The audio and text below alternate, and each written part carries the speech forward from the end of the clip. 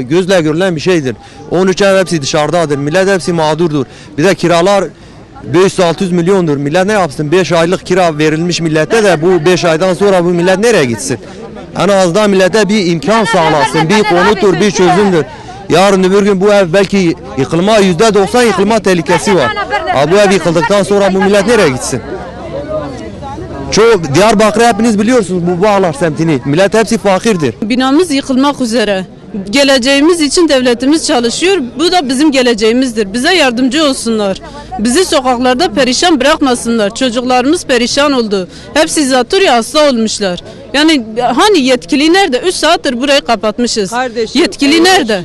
Eğer buraya güzel bir çözüm, bir sonuç elimize verilmese hepimiz teker teker zinciri kırar, balkonlara gerekirse dama çıkar, atlarız, yakarız kendimizi. Zaten hakkımızdan vazgeçmeyiz. Hakkımızı istiyoruz. Bu kadar basit.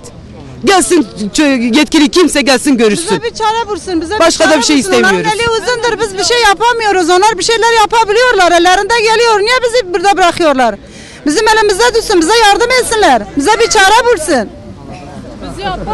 Ya Suriyelileri çıkardılar. Apar topar bizi binadan çıkardılar. Önce kendi milletine öncelik tanısın ya. Biz Suriye'den gelmedik. Biz buranın Türkiye vatandaşıyız biz. Biz vatandaşı değil miyiz? Bize sahip çıksın. Yani sahip çıksınlar. Bu ne biçim devlet? Bu ne biçim hak hukuk? Biz hangi devlette yaşıyoruz? Neredeyiz biz? 13 ev buradayız. Ben de bina sakinlerindenim. Belediye salı günü burayı komple boşaltırdı. Bir ön rapor çıktı. Bizi direkt evden attılar, zaten çıkardılar. Şimdi konusu sadece 5 aylık bir kira veriliyor. Ama o ki biz zaten kira peşinde de değiliz. Şu anda evsiz kaldık. Çocuklarımız perişan. Eşyalarımız bir depoda bağlı duruyor. Çarşıya gidecektik, işimiz vardı. Yaklaşık olarak 45 dakikadır burada bekliyoruz. Tabi buradaki vatandaşların sorunun ne olduğunu bilmiyoruz. Buraya gelirken arkadaşlar izah etti.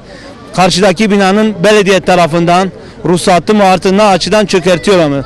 Biz bu insanların mağdur olmaması ve elimizden gereken ne varsa onun yapılmasını istiyoruz. Sonuçta onlar da bizim halkımızdır. Buranın yöremizin insanıdır. Bizim insanlarımızdır. Hiçbir yetkili belediye zabıtayı arıyoruz. Hiçbir yetkili gelip bir arkadaşların şikayetlerinden ve isteğinden hakkı kimse gelmiyor. Bir talebini iletmiyor. Hiç ellerinden gelen biri de gelse buraya bu halkın bir isteği olup olmadığını sorsa o da bizim için yeterdir. Ama ne yazık ki kimse gelmiyor. Biz burada seçim için, halkımız için gereken şeyi yapmaya hazırız. Biz gerçek insanlar olarak halkımızın içinde yapması gereken neyse yaparız.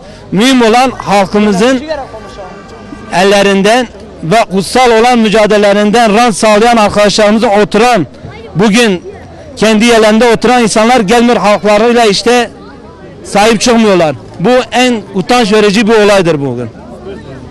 Bu insanların eğer bir hakkı, bir emeği varsa o oturanlardan, maaş alanlardan Allah-u Teala onların hakkından fitil getirsin.